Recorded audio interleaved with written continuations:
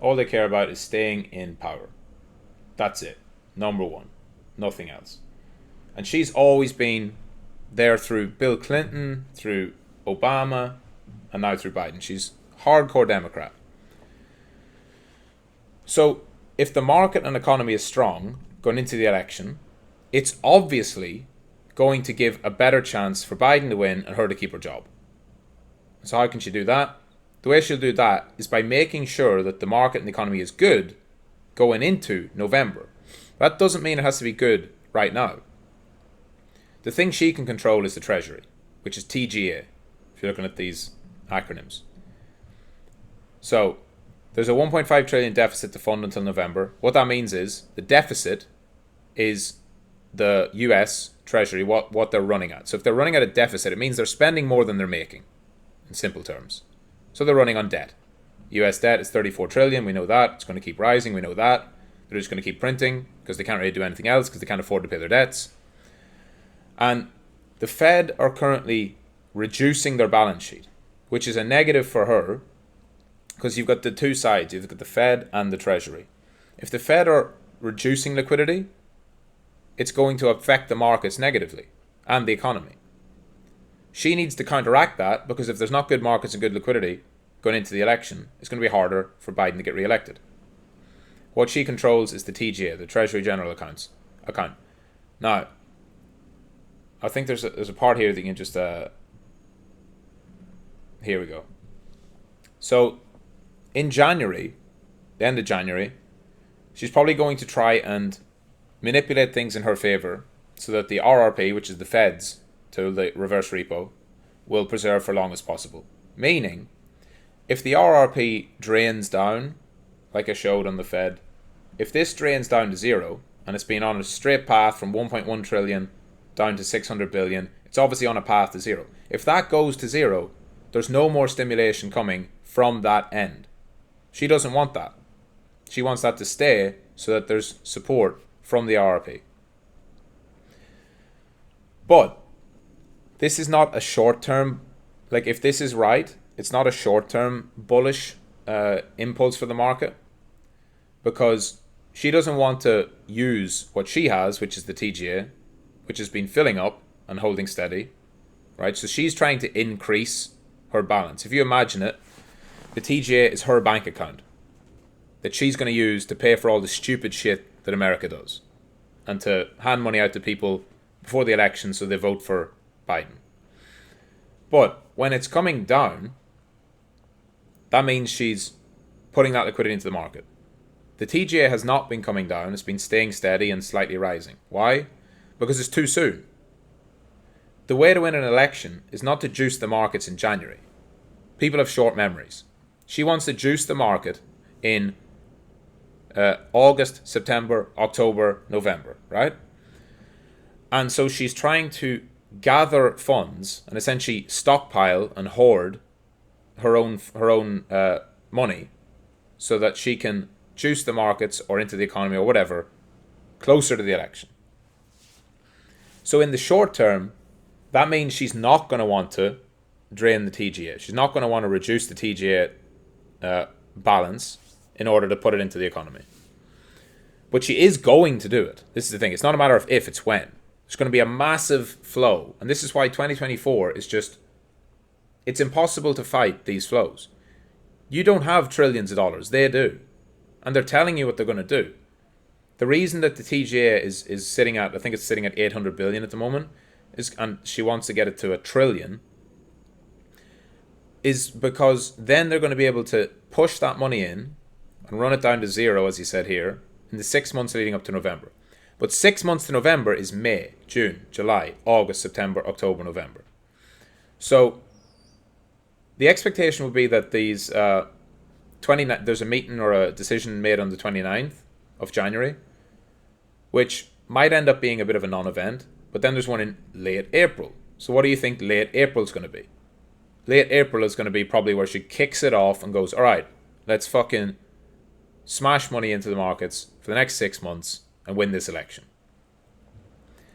How do you view all this? Well, you view it in the context of the global liquidity. You've got a bunch of things. You've got US and China. You've got the ECB, the BOE, and the BOJ. you're looking at the US, you've got two sides, the Fed and the Treasury.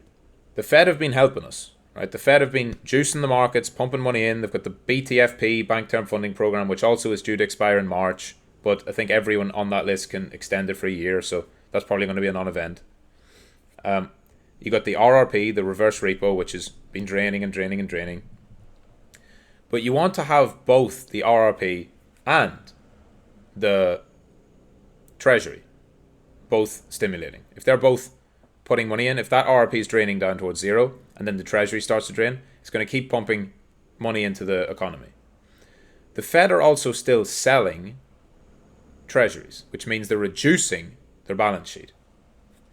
If they start doing that at a slower pace, which they've talked about, which is easing and ending quantitative tightening, that's going to lead to less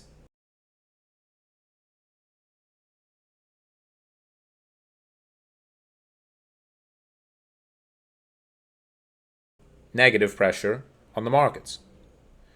And then that puts you one step closer to where they just outright go for QE, quantitative easing, which is then where they actually outright juice the markets. So this is an interesting one to keep an eye on. This is the only negative at the moment in terms of Yellen's probably going to want to hold this off. Again, it's not a long-term negative, it's a short-term negative. She's going to not want to dip into her bank account, basically. She's not going to want to dip into her funds, into her savings, which are not hers. They're not mine. I'm not American, but any of you burgers, it's your money. But she's going to take it and do whatever the fuck she wants with it. And so keeping a close eye on that is important. If you see any signs of the Fed, because what he's saying in this thread is that she's going to try and force some volatility in the bond markets, which is going to force the Fed to ease off on their tightening. Because if the bond markets panic, the Fed will always step in and say, oh, calm down. We're going to provide liquidity. Don't worry, the market's going to be okay. So interesting. Again, I don't fully agree with it. This is written very much like from the perspective of a crypto moon boy. He's not a moon boy, but he's a crypto guy. It's all, this is how it would all play out perfectly for us. So don't expect it to play out exactly like that, but worth keeping an eye on. And so when you get that combination of rising global liquidity, which is still the case, real interest rates, which is another important one to keep an eye on, especially real interest rates, which is, I think I have them here. Real interest rates, there we go. You can see really clearly that when interest rates are, here we go. When interest rates are declining, real interest rates are declining, Bitcoin does really well. So you can see a straight, direct correlation between declining real rates and rising BTC. Why? Because Bitcoin and gold and risk assets are extremely sensitive to real rates. Real rates is the Fed funds rate, the thing that I talk about, where are they going to raise, are they going to cut, are they going to pause, and CPI, inflation. Because if the Fed funds rate is 5.5, but inflation is whatever, 3, that means that real rates are positive. That means that you can actually get a yield, a return on your dollars, even when accounting for inflation. That's a negative for Bitcoin and gold, because Bitcoin and gold are not yield-bearing assets. You hold gold, but you don't get paid to hold gold. So you're playing it as a price appreciation. You hold Bitcoin, but you don't get paid to hold Bitcoin. Again, it's price appreciation. But real rates are also stocks are also very sensitive to real rates. The stock market also wants to see declining real rates because that makes the cost of borrowing cheaper. If real rates are lower, debt is cheaper, companies can borrow money, they can expand, do capex, etc., etc., etc. So what you want to watch on this is for real rates to start ticking down. If they keep ticking up, that's when you're going to see some short-term volatility to the downside. I think most of that is played out on Bitcoin, but Bitcoin has its own thing with the ETFs. You want to keep an eye on gold as well. Gold is holding up really well after that false breakout a few weeks ago. Gold's held up really well near the highs. I think if gold can get above this previous breakdown level, if you see a daily close on gold back above 2050, that's where things really get interesting. And if that happens, Bitcoin's going up. Simple as. So back to the Bitcoin chart.